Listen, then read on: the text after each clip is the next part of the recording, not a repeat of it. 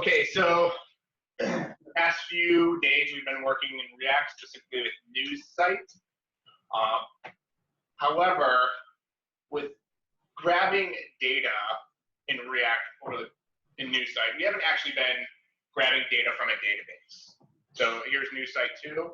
We've literally just been importing news from a file called news.json. And the news.json file is right here, and it's just a JavaScript object notation. What is a JSON file? JavaScript object notation. So essentially what it does is it's just literally a string when it's sent over the internet, and then we can use methods to parse through that string and then turn it into an actual JavaScript object or a Python object, or convert it back into an object that is usable in whichever language we're using. So right here, this is where we've been grabbing the data, but that's not efficient. You're never just going to have an application that has a JSON file with all the data in it. So that's how we've been doing it, but going forward, we're going to be using an actual API. So that's how we've been getting it with this current news site challenges. And in Django, what we've been doing with regards to grabbing data from the database, where's a good, I don't know, what was a Django project? Ticketmaster? To-do list on here. Oh yeah, let's take Ticketmaster, because that incorporates an API. In Ticketmaster, in Django, what we've been doing is we go to a specific URL, we could grab an artist form method from the views,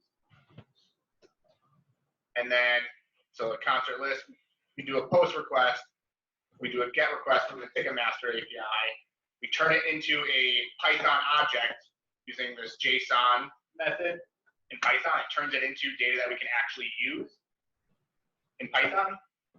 And then we essentially send that data to a template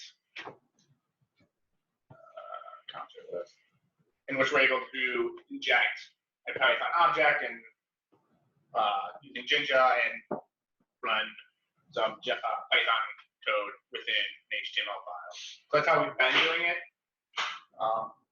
And that's kind of how so going forward, instead of doing HTML templates, we're going to essentially be passing in from the views, we're just going to pass in a JavaScript object notation, like some JSON data that we retrieve from our database. We're not going to get to that yet. We're going to get to that later, I think next week or later this week. But that's how we've been doing Django, and that's how Django and our React app are going to operate, like be connected with one another. We're going to be sending JSON data from our Django app to our React app in the coming next week. Saying that, let's get down to where am I at? Promises. So let's talk about the fetch API and promises. We've kind of encountered the fetch API in the past, have we not? What is the fetch API? Have we not? I know we touched on that So we touched on that okay. So I'm going to go into promises. So I've got clear. So I've got an empty file just called promises because this is what we're going to cover. I'm going to create a index.html and a app.js file. I'm going to open code index app. I'm going to open those two files in my window here. And I'm just going to do HTML do some boilerplate.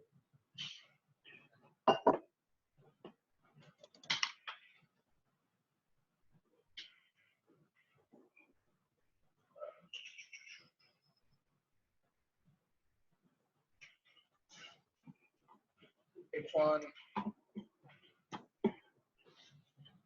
And then I'm going to inject this app.js into just app.js. I'm going to code, console log.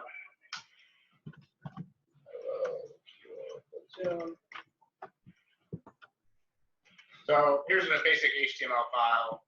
I'm going to open index.html. We don't get an error. I got it. Let's open that into challenges, promises.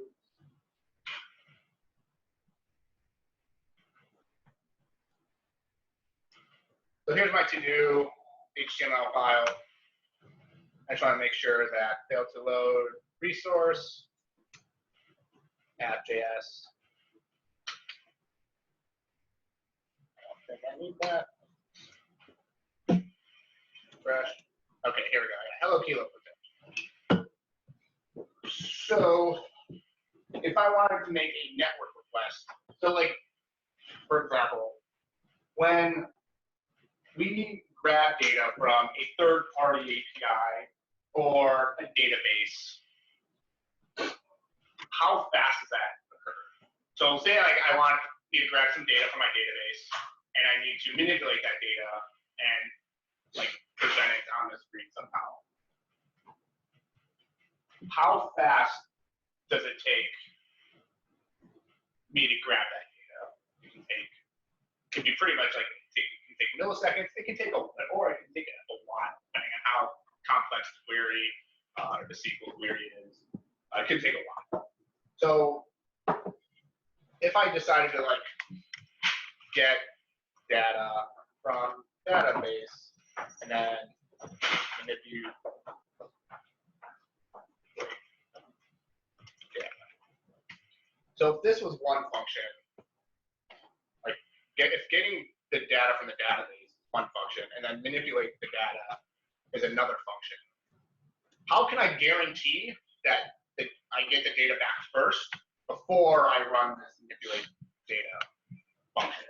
What's that? Sorry. Async await. We can do. Yeah, we will get to that.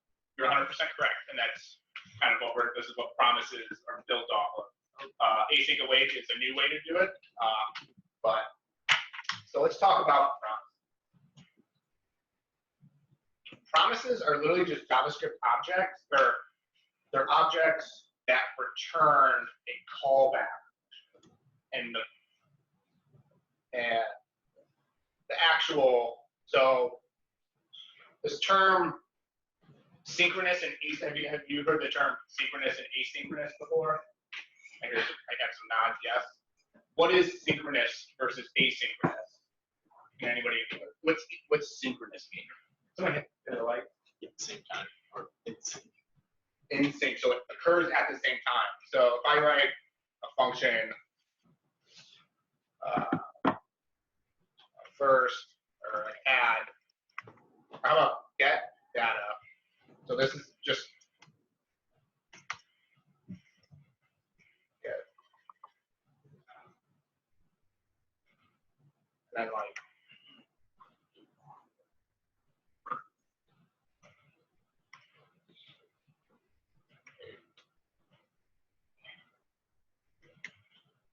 manipulate. And I run this get data and manipulate data function. At what point, which one executes first? Or do they run at the same time?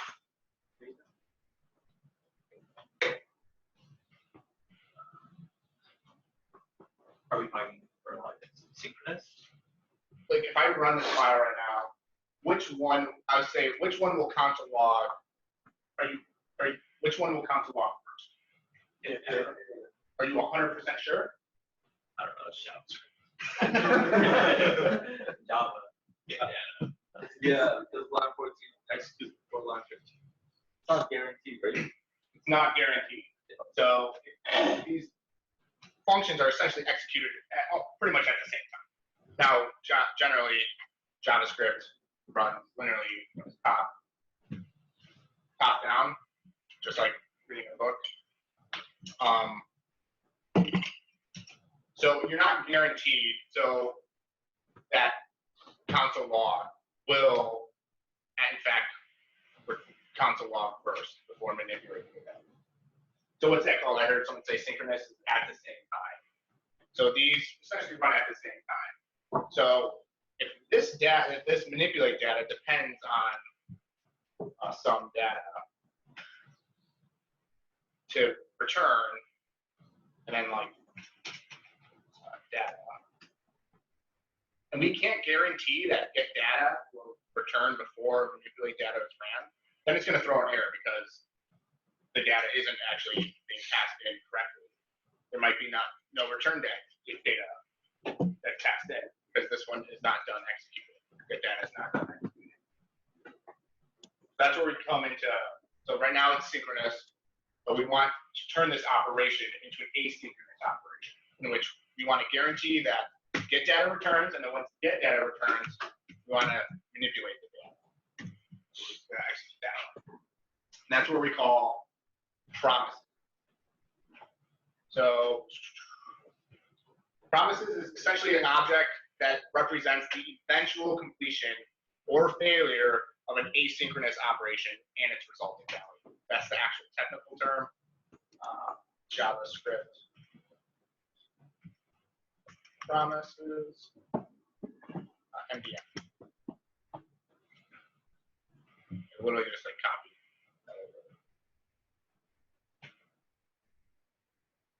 So there's three states to a promise. Pending, which is the initial state, whether either fulfilled or rejected. Fulfilled, that means it's successfully grabbed the data and returned. And then rejected, meaning there was some error when running that operation.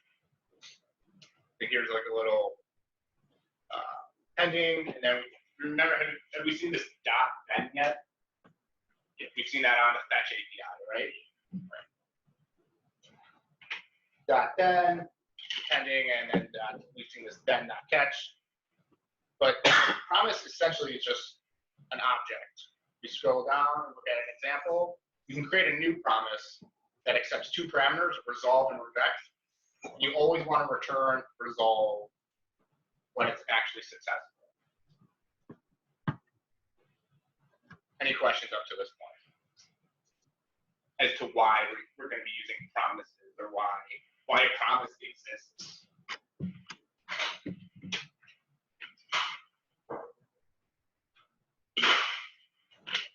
So the reason why we want to use promises, or the fetch API, which is a promise, is that when we make an API request to a database or a third-party API, we want to guarantee we get data back before we run some data manipulation or do something with that data, whether it's injecting it into an HTML file or a React state, something, anything like that.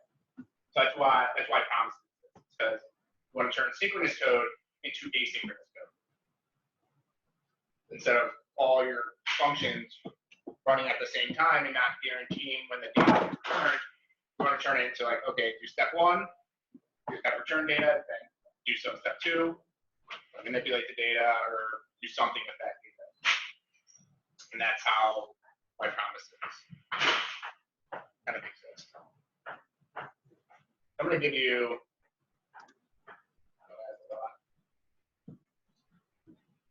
so this is all in the lecture notes. So let's say we're building a house. And when you're building a house, you can't just be like, oh, I'm going to install the cabinets first. Like before the house is even built, before the cement foundation is even dug, or the cement walls are even built, or even the roof is on, and stuff like that. So we can actually build a house by, like, let's create a function called build foundation. Doesn't take anything, but it creates a new promise, or it returns a promise. I'm just gonna copy this. This is all in your lecture notes.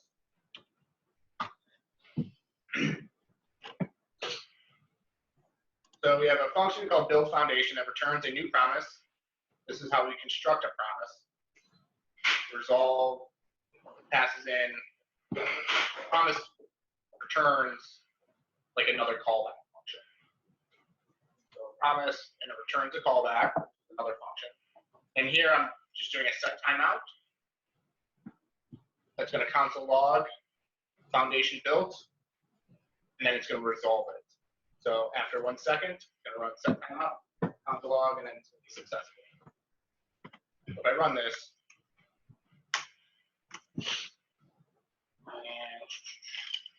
and refresh here. See, build foundation executes after 1 second.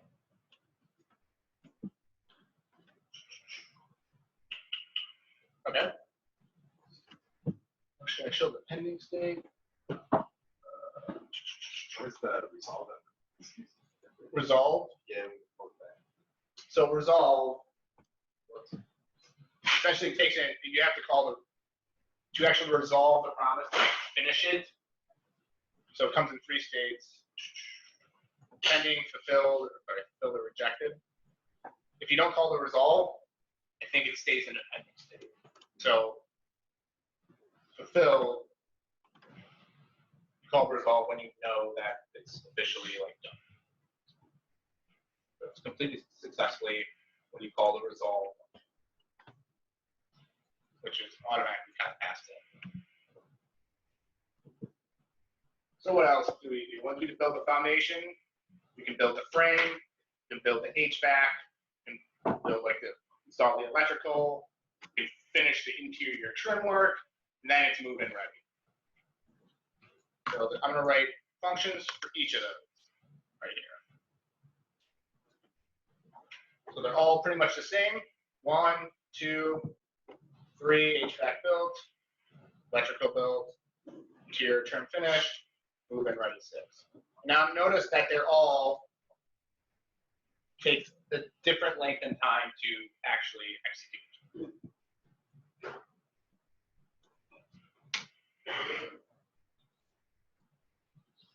So these are all individual promises. They're all separate right now. So if I were to call all of them, this is the promise, this is the promise, this is the promise. They're all promises. But we want them to build it in order. We want to build the house in order. Let's see what happens when we do this. Build the foundation, interior trim finish, frame build. Okay, so that's not right. But if we look at the documentation, this little graph, this little promise, once the first promise is fulfilled, how do we execute this build frame promise?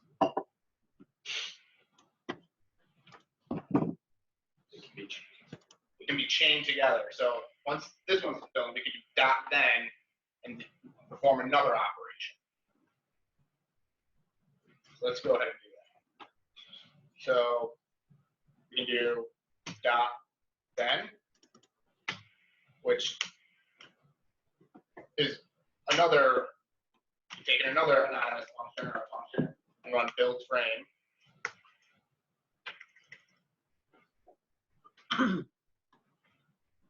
That's kind of nomenclature. And once this one is done, once the build foundation is done, you do .then build the HVAC. Can I see where I'm going with this? No. Be careful, top of your foundation. 69. Oh, sweet.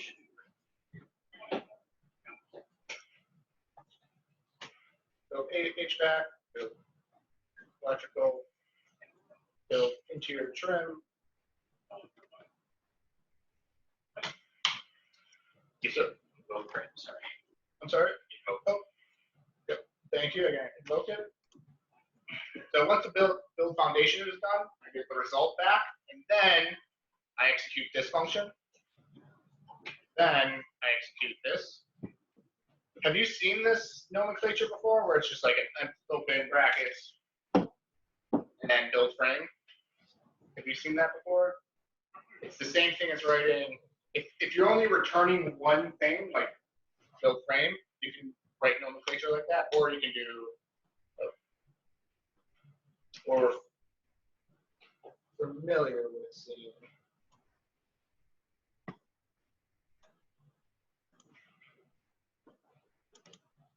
Like return, that's the same thing. I can also like here, but like, so if I'm doing other data right here, I need the curly braces. If I'm just returning one item, I don't need that. I can just execute it like this. I don't need the curly braces. So this is, once this executes, it just automatically returns this. Okay. A little different nomenclature. We'll revisit that once we go into the fetching. So what's the expected outcome of this? So once build foundation is done, then return build frame, then return build HVAC, then build electrical, then finish trim, then move it right. Bunch of then on fulfillment and some other async. So if I run it now, build frame, build HVAC built, electrical built, interior trim finished. Ready to move it. So that's the idea of promises and the dot then. So not that is a problem, or Dot then return actually, the thing it just encapsulates another function.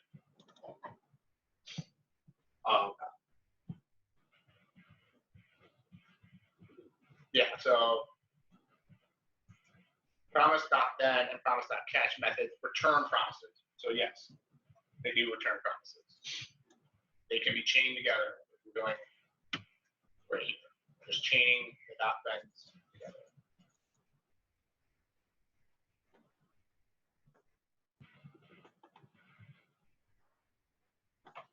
Comment that out.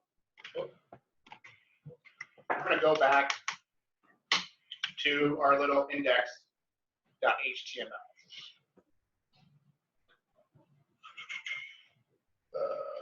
I'm going to do, let's do, to do, I'm going to create another tag with ID equals title, and keep it empty. So I want to inject some data right here in this div at some point. Go way down here.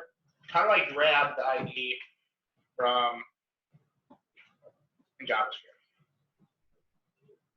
So I want to grab this title. Okay, get ID. But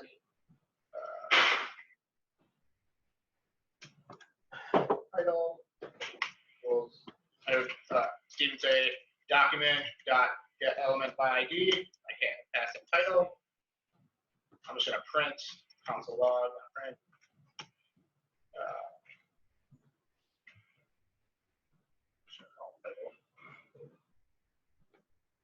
See what that looks like. So here's my title. And now I actually want to make an API request. I want to grab some data from a public API somewhere. If you think JSON data, JSON placeholder, API. To do. So it's just a fake data that we can grab.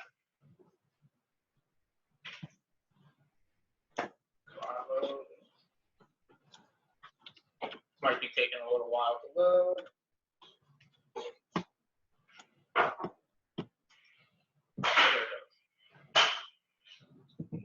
So I can grab, so here's a simple example. So if I grab this HTTP API URL, I can grab that. This is JSON. So I want to return this. I can grab all the to-dos, I think. Why is it taking so long? Let's say I want to just grab that first to-do.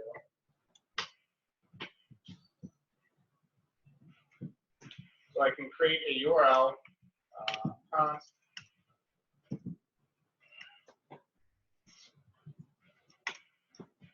grabbing a URL, I'm just assigning the URL to a variable. Actually, I'm not going to do it yet. And we kind of talked about the fetch API. Fetch API. So I'm on Mozilla Developer Network. So it is. Yep. Usage, jQuery, stupid. Not good. So fetch is the new way to grab data from an API or grab some data from a database. How to grab some data from an API, like an HTTP. There used to be an old way to do this before the fetch API. Can anybody know what other type of request?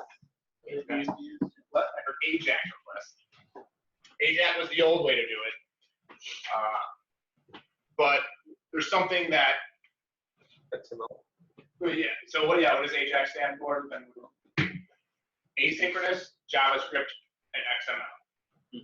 So it turns synchronous code into asynchronous code.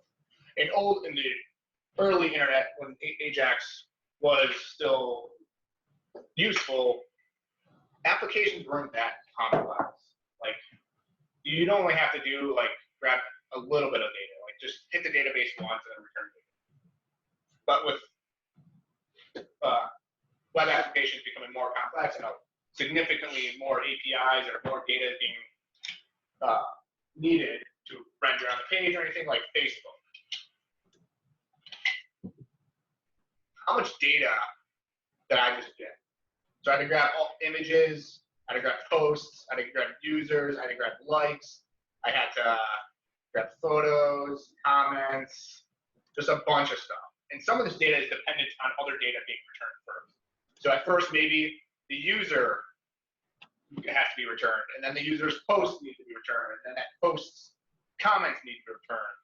So it all has to be asynchronous. So in the old days, when we just used AJAX,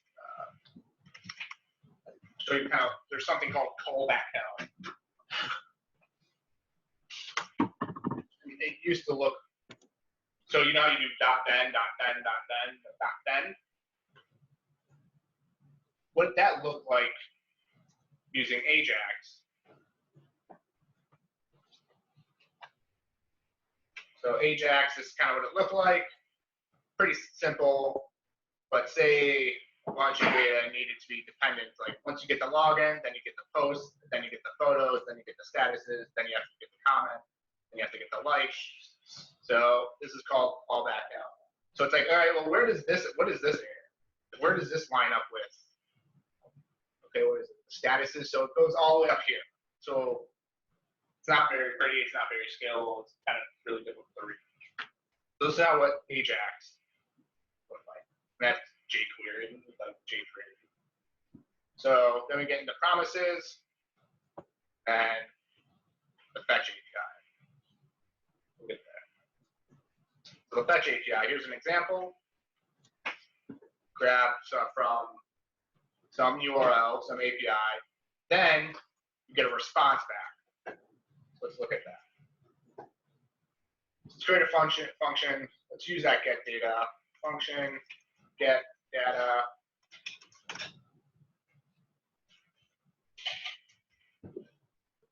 Then we can do fetch. We can do fetch.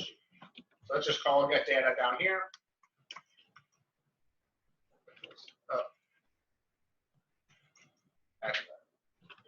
using fat arrow functions. So I'm going to refresh this.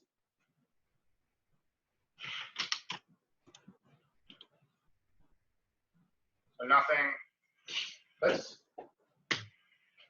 Let's count the log what this fetch is right now.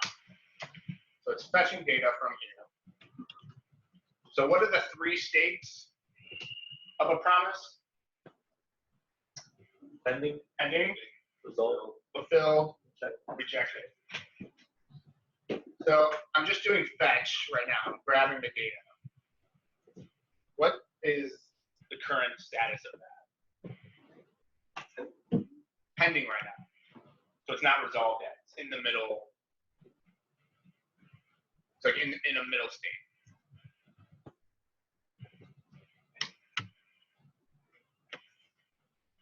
So look at .then.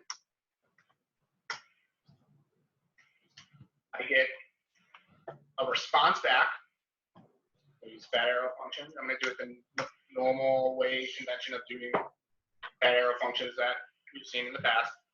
Then, so I get that data back, and it's currently looks like this. What kind of data is this? What kind of file? No, that's Small. it is small. Oh, shoot. I heard it's JSON. So it comes back as a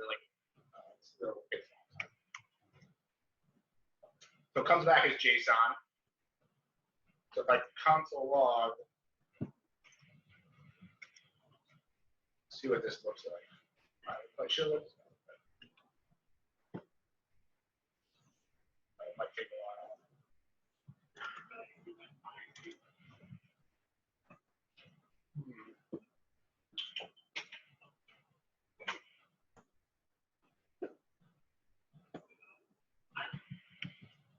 Alright. I don't know if it's because it's taking a long time to make that request.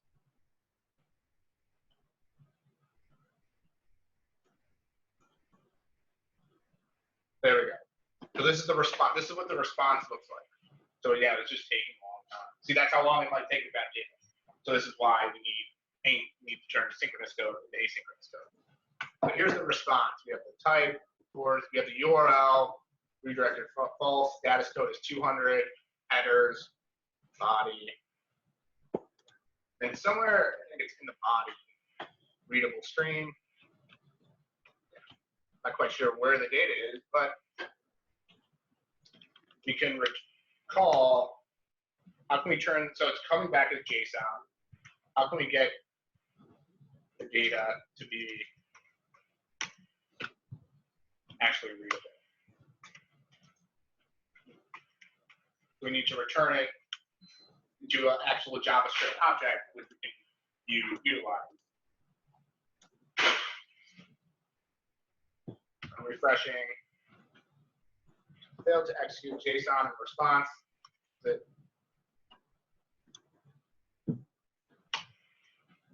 line 9.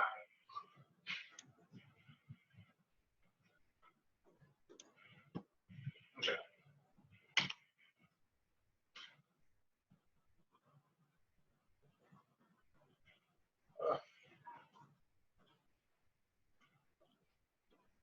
Failed to execute.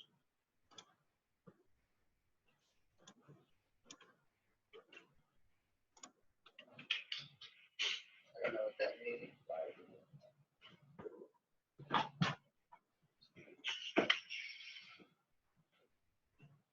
Oh.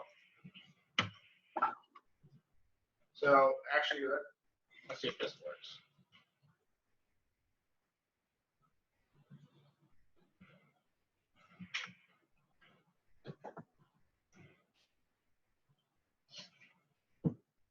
Failed to execute JSON response function.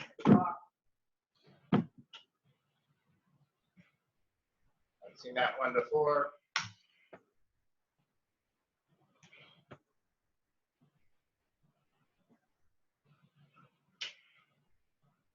Response.json.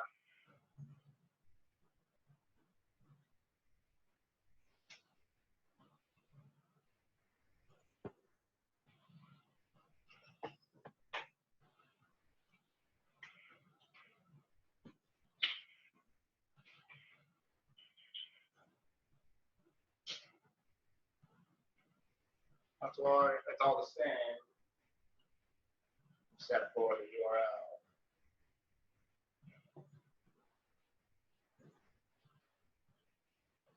So what's going on?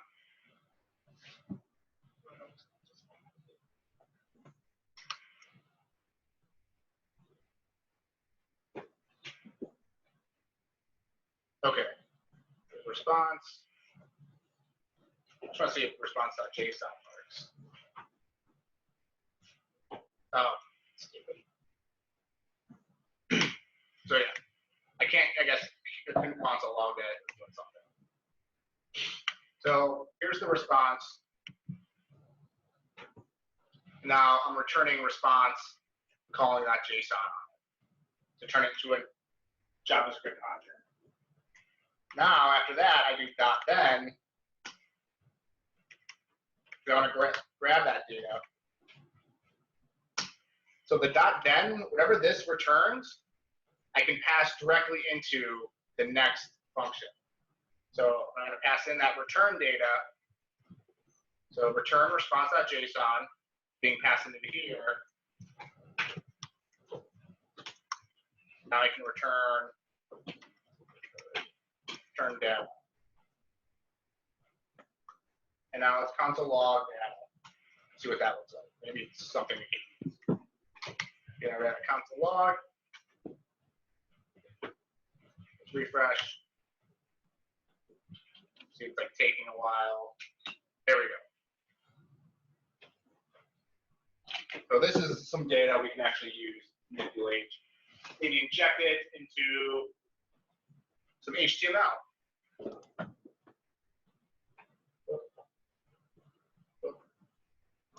So I've got this data, which is an object that has user ID, title. So I want the title to show right here under to do. So with that, I could say like let title data equals data.title, because the data is just an object that looks like this. It's got a title key. I can return title, which is this div, this node, title.inner HTML equals title data.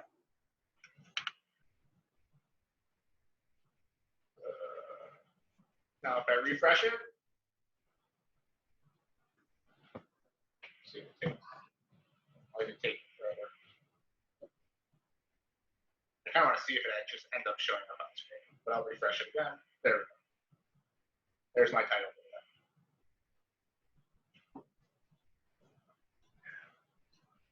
So we got this then dot return response, return, let whatever, that title data equals data.title, coming from the title key. But if I'm just returning one thing, like response.json, I can get rid of these curly braces and this return statement.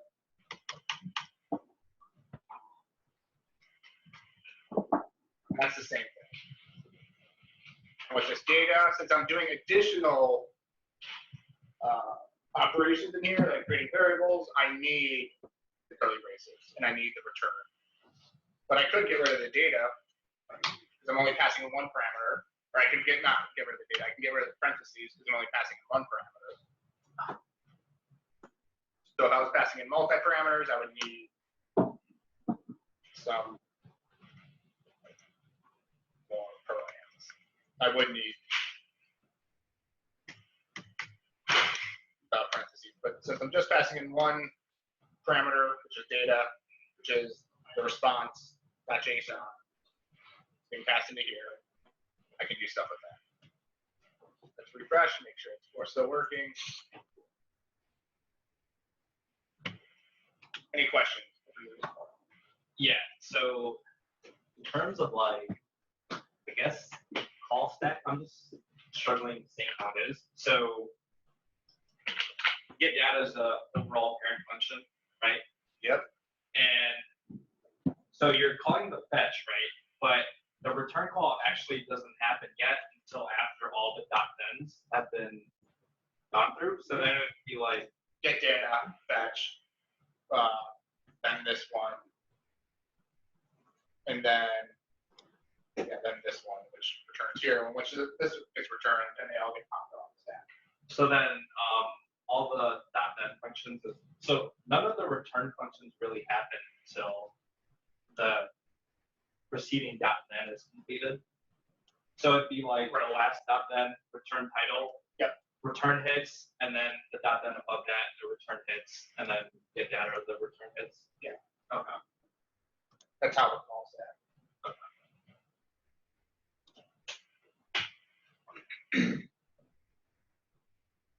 So earlier, Stephen mentioned async await, which we can do essentially all this.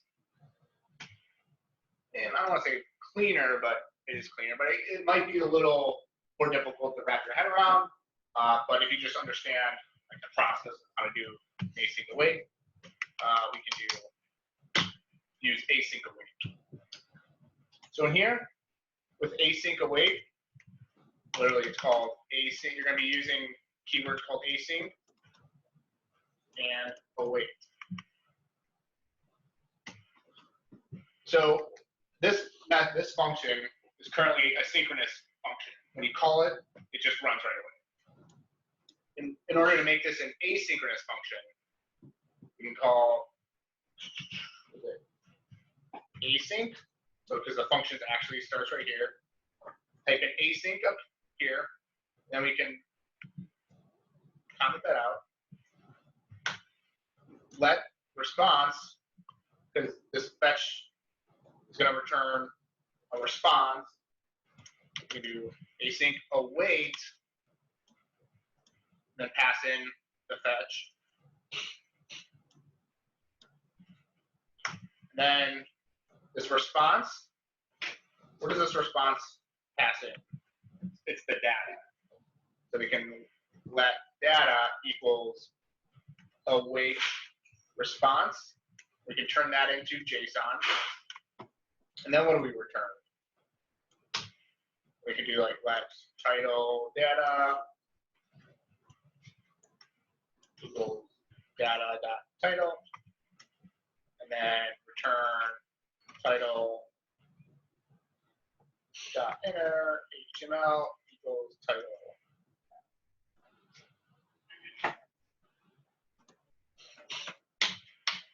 So we turned what, 5 lines of code into 4 lines. Okay.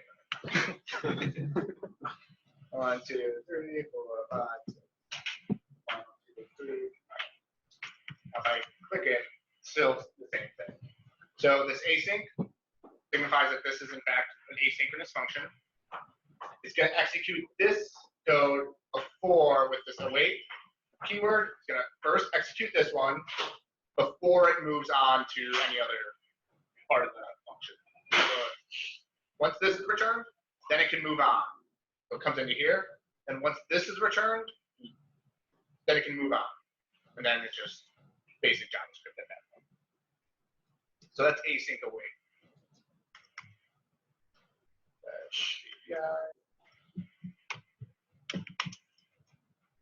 Any advantage or just different syntax? Just different syntax. Cool. And let's look at the documentation. HAPI. So this is what we did right here.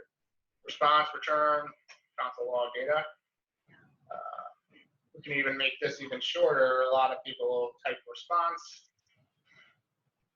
You also see just RES stands for response. Some people will put like JSON here, so that's actually what's being returned. Or it's like I just like the data. That's actually the data we're going to be working with. You come down here, it gives you a little more fetch, SQL. There's a lot more things you can do with fetch, like taking another parameter, because you can in fact make post requests with the fetch API. But right now we're just making get requests. Sending, receiving data, cool. Where is the async await? Letters,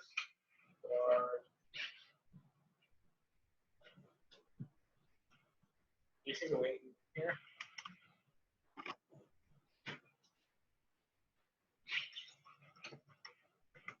All right. Here's an example of async await.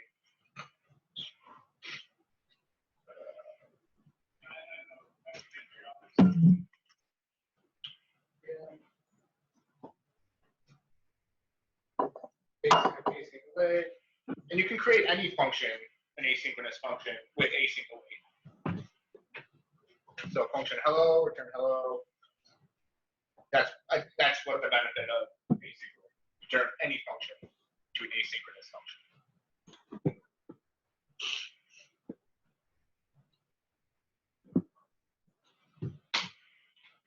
Any questions?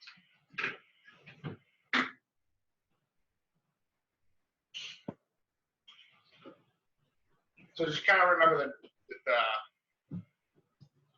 the process. It's literally just like fetch dot then you get the response. You got to turn that response into JSON, and then dot then pass in that response data into next dot then, and then you can manipulate it after the second dot then. So all in the service of not letting your program get ahead of itself, like basically holding operations up to ensure that the first ones happen or the intended ones happen. Correct. Yeah. What about error handling for? Cool. So error handling, didn't cover that yet. So let's look at promises. We've got these dot then, but we also have this dot catch, right? So at the very end, if there's an error anywhere, we can do dot catch. Pass in the error. Console log. Console error.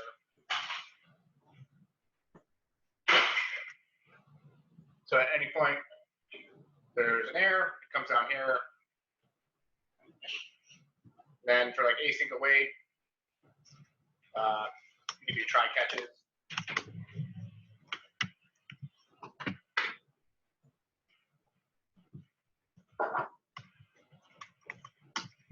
I think it's something like this.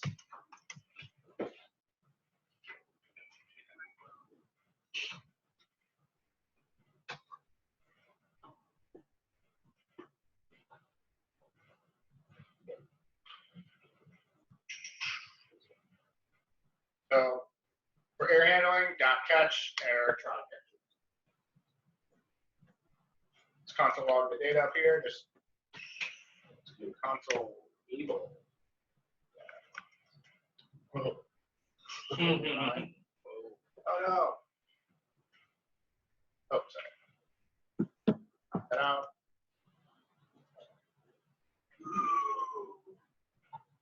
Dot table with console log.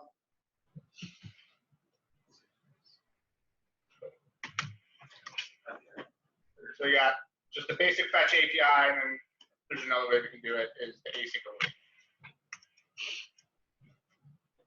Down here. Remember, you need the keyword async in front of the function, not in front of the variable if you're using that arrow function. Async and await, and there's fetch dot that. Achieve the same thing.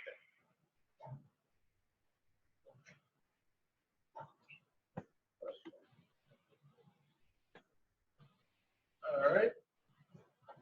Nobody has any questions? We can take a 10-minute break, be back at 10:01, and we'll get started on new site